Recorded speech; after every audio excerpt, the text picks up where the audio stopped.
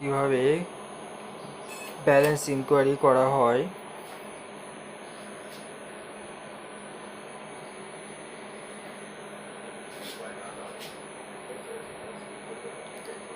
এখানে ইংলিশ করতে হবে, ব্যাংকিং অপশনটি করতে হবে।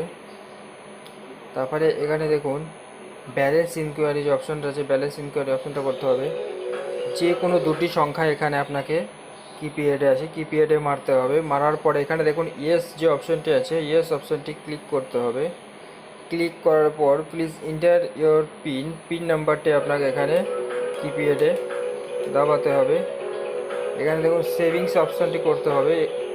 এখানে স্ক্রিনে দেখুন আপনার ব্যালেন্স দিয়ে দেবে, কত টাকা আপনার ব্যালেন্স আছে। কমপ্লিট হয়ে গেছে।